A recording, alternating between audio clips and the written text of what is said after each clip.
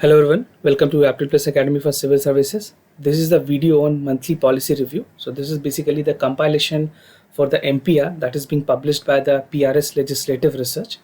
So this is for the month of May 2020, and the entire aim of this theme, this initiative, is to cater the need of the mains examination as well as the question which is there in the prelims examination. So we'll look into the important news that was reported in the month of May 2020. So let's get started. And before I begin, I would like to tell you that this particular session is dedicated to some specific audience. First, the aspirant who are preparing for civil services examination, other who are preparing for state public service examination or any other government examination, and those of you who want to aware of the government program and policy.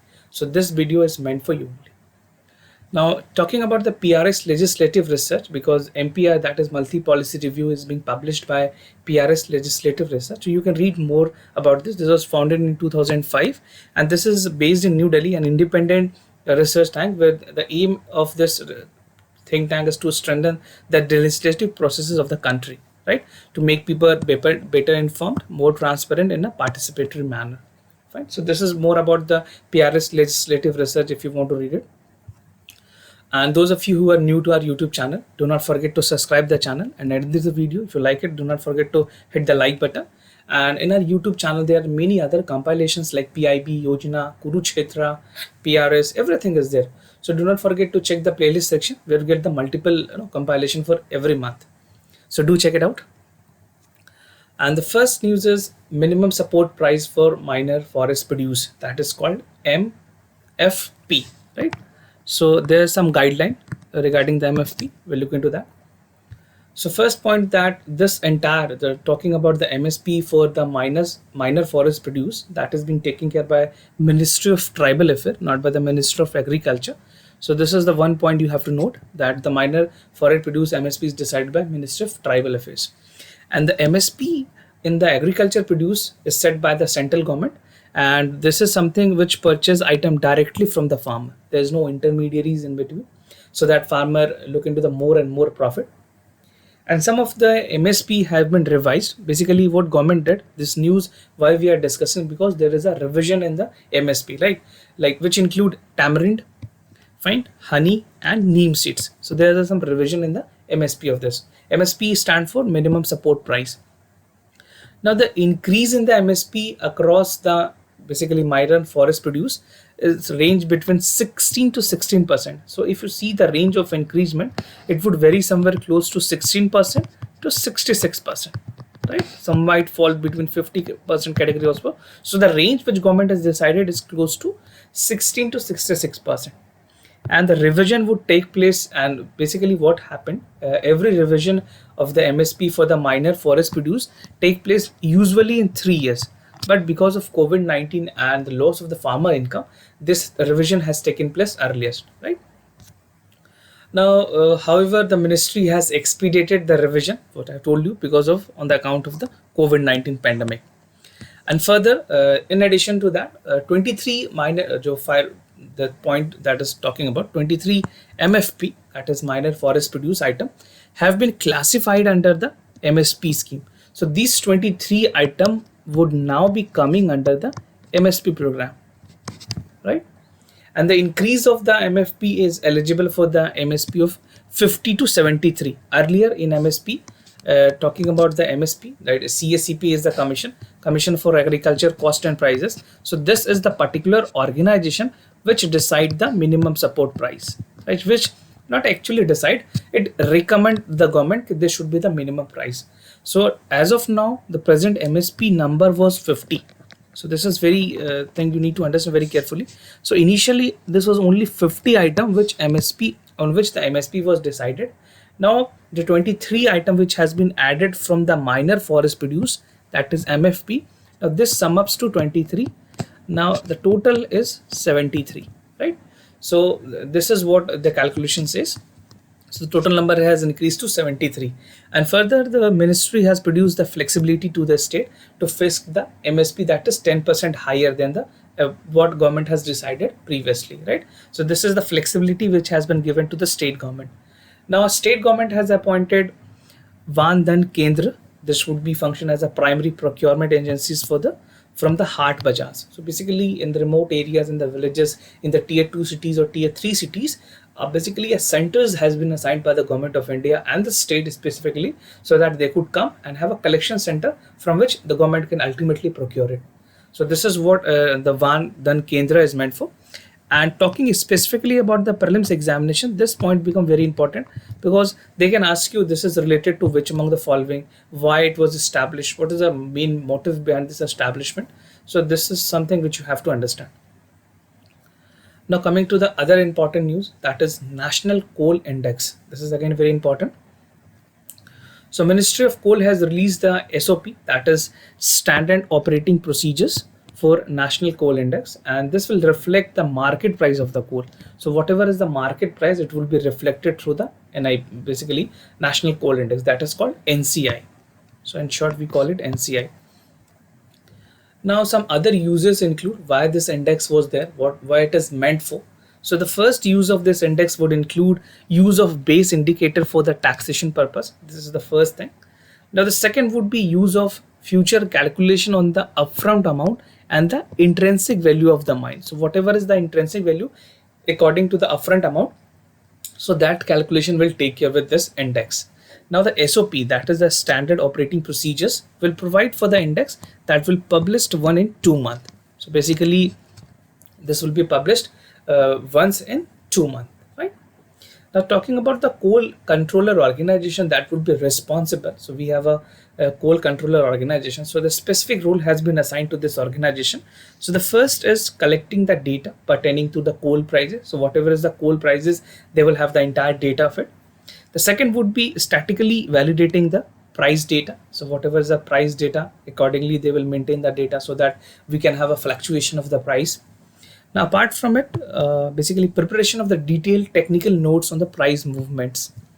And the Ministry of Coal would be responsible for the scrutiny of data and publication of the result. So when it's come to the publication and other check and balances, check and balances would be the scrutinization of the reports. So this would be taken care by the Ministry of Coal itself. There's no other agency involved in it. Now coming to the other important news, that is Setkar Committee on Border Infrastructure. DB Setakar was there, basically the report was there, and government, government has just accepted some of the implementation and the recommendation of the Setkar committees retaining to the border infrastructures. And the what committee said that they were set up under to enhance the combat capability and rebalance defense expenditure. So this is basically what basically the committee was established. The motive of the government, the main theme of the government was this only. And committee submitted as a report in 2016 only, December 2016. But because of some security reasons, the report was not made public and it was not in the public domain. So government cited on the interest of the national security, they are not disclosing the entire report. So tell you what are some important recommendations that committee has decided. So first they talked about road construction work beyond the optimal capacity that is under the BRO. So in any border area, as you know, if you have appeared anytime for the CAPF examination, you must be aware of BRO. So BRO is something which BRO is an organization which take the building of the roads in the border areas. So they said key outsourcing can be done beyond the optimal capacity of the BRO. Now the second would be engineering procurement contract, that is called EPC. This mode we made mandatory, and the execution of all work costing would be close to more than 100 crore rupees, right? And the committee has also recommended the modern construction plants, equipments and machinery that would be introduced in the road constructions. So this is something which must be included if a road is being constructed. Now the government has also increased a delegation of power that to the BRO project would be up to 100 crores and the speedier procurement of the new technologies. So whatever technology we are just using in the BRO, that need to be augmented and improved. And the committee also recommended the clearance should be obtained before the commencement of the project. So if you're starting a project, before only you need to take the NOC and other clearance for that. And adopting the EPC, that is engineering procurement contract, would be made the more mandate aware of the work only after 90% of the statutory clearance is given from forest, and having other opt-ins. So whatever the necessity clearance that has to be given by the Ministry of Forest Affairs, statutory clearance are there. So if there is a coming under the minor forest producer, so there is a PISA Act, so that has to get other assent from the panchayats as well. So these things need to be taken care of. Now coming to the other important news, that is Atm Bharat Nirbhar, basically Atm Nirbhar Bharat Abhiyan package. So as you know, government has announced Atm Nirbhar Bharat package. This is something, a roadmap which government has announced 20 lakh crore rupees as a package. So we already had a discussion in our news analysis. If you are a regular viewer, you must be aware of the news entirely. If not, you can also get into the regular mode of that news analysis, which is conducted every day. So you can see that also. So first talking about the Atmanirbhar Bharat. So in light of COVID-19 pandemic, special economic package was there, which was initially they started with 20 lakh crore rupees. That is equivalent to 10% of the GDP of the India. That was announced by the finance minister. But just to tell you, this was not exactly the 20 lakh crore rupees. Okay, because there have been many arguments regarding this. So basically, to get an idea what exactly was the figure. So 20 lakh government has announced 1.3 crore lakh crore rupees stimulus in the first package. So this was the first package, and the second something was that RBI has announced 8.2 lakh crore rupees as the stimulus package. So this somewhere, if you add this somewhere goes to close to 10 lakh crore rupees. So minus 20, so this would be 10. So only if you ask how much was there, so this was only close to 10 lakh crore rupees only, not 20. So this is just to help you understand, because if you analyze something as an aspirant of civil services, you must be aware of these things, because this is very essential for you to understand. Now moving ahead, the aim of the package is to prepare country for the tough competition, that is global supply chain, and empower poor, laborer, migrants. These are some of the people that should be empowered through these packages, right? And how to adverse basically the adversity which was there of the pandemic, how we can reverse it. So some of the key initiatives that were under the packages. So first, the government reform, that there would be increase in the borrowing limit. So what government decided, that the borrowing limit for the state government would be increased from 3% to 5%. So initially they used to have a borrowing of around 3%. Now they were allowed to take at least 5% also. This is from the gross state domestic product, that is GSDP. Fine.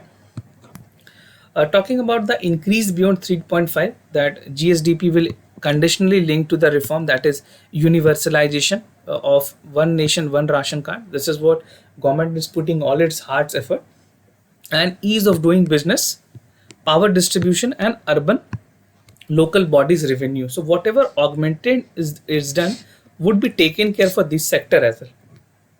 Now talking about the privatization of the public sector enterprises, the policy aimed to privatize PSE, the public sector enterprises, except the one functioning in the certain strategic sectors. And the other reform which was suggested was the list of strategic PSE, that is public sector enterprises, to be notified by the government at the later stage. So after this, what are the other functionings that is there, because government is looking forward for the disinvestment of the PSUs as well. So this is something which has to be decided later on by the government. Now talking about the businesses, this include the MSME, the micro, small and medium enterprises.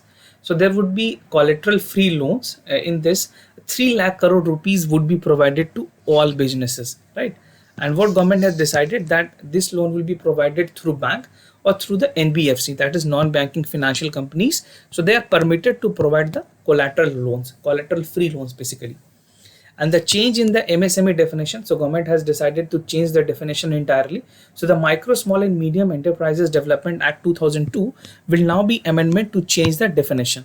And as per the proposed definition, the new definition, the investment limit would be increased for the MSME. So this was done to increase the limit. Okay, so the limit would be increased. Now they would have the better opportunity to invest and again regain some of the profits in the manufacturing sectors. Now talking about the new criteria for the annual turnover, this would be again introduced. And the turnover limit for the micro, small and medium enterprises would be 5 crore, 50 crores and 100 crore respectively. So this would according to the enterprise's strength and the production level. Now the agriculture and elite sector. So there are some other key initiatives which was taken in the Atmanirbhar Bharat package. So the key initiatives include farmer support, that is infrastructural development. So this include the concession credit. So this would be worth of 2 lakh crore rupees, or this would benefit close to 2.5 crore farmers. And talking about the fund of 1 lakh crores for the development in the agriculture infrastructure projects would also be taken care of. And additionally, in agriculture only, 30,000 crore rupees would be there for to meet the crop loan demand. Basically, the farmer we are taking the crop loan, so they would be provided through the NABARD and regional rural bank, the rural bank which is there. So they would meet the demand of the crop loan. And there is amendment in the Essential Commodities Act. This already we have discussed in our daily news analysis, where some of the food items has been deregulated. They're not listed. They're no more listed in the Essential Commodities Act 1955. So this would deregulate some food item, and that food item include cereals, edible oil, oil seeds, pulses, onions. These are some of the things which would be deregulated, and that would be directly sold by the farmers to their market produce, right? So attracting the investment and enabling the competition in this sector. So this is why this was deregulated. So please note this crops which was basically the items which was deregulated in the Essential Commodities Act. Now talking about the migrant workers, so what government decided, there would be universal one ration one card. So this scheme aims for the migrant worker if they are residing in particular state. Suppose a migrant worker is from Uttar Pradesh and he's residing in Delhi, and he has one ration one card, that is ONOC.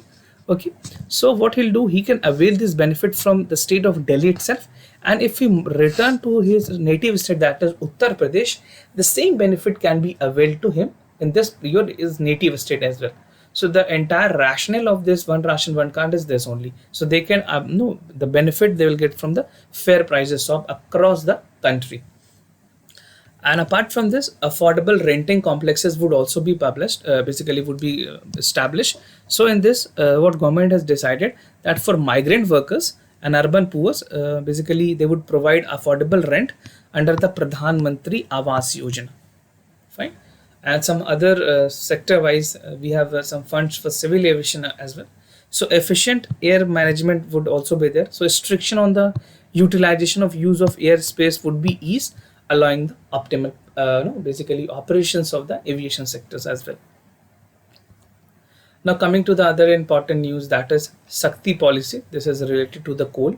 So basically Ministry of Power has amended the methodology for allocating the coal under the Ministry of Shakti. So just to remind you, the Shakti policy is related to coal, but this is administered by Ministry of Power and not Ministry of Coal. Fine. So this can be again very important for your prelims examination. So do not get confused. Here the involvement is the nodal agency is Ministry of Power. And the Shakti policy seeks to provide the allocations of coal among the thermal power plant, transplant and accountable manner. Fine. So this is something to bring transparency in the allocation methodology. And under this policy, there would be short-term linkages that would provide to the thermal power plant. And currently talking about what is the current things that government is accepting. So they accept the capacitive power plant, all other plant with the united capacity of more than 50%. This 50% would include generation capacity without the power purchase agreement. They would be eligible to participate in short-term coal linkage auctions. So this is something they need to meet this criteria. And the linkages is provided for the period of 3 months. So initial linkage would be provided for 3 months only. And the amendment will now be allowed to all power plants not having the purchase power agreement to participate in the coal linkages auctions, right? So this will allow all power plants to participate. And the duration of the coal linkages for this power plant would now be set up for 1 year. Initially, basically it was for other time. Now they have increased to 1 year as well. So this is something which is related to Shakti policy, and I feel this can be again very important for your prelims examination. So do take the note of this point so that you can handle the question if there are asked in the prelims examination. Now coming to the partial credit guarantee scheme, this is again in the news. So Union Cabinet has approved the modification in the partial credit scheme to expand the coverage of the scheme. So there is some modification, and the scheme was announced by the Union Budget in 1920 itself by the Cabinet.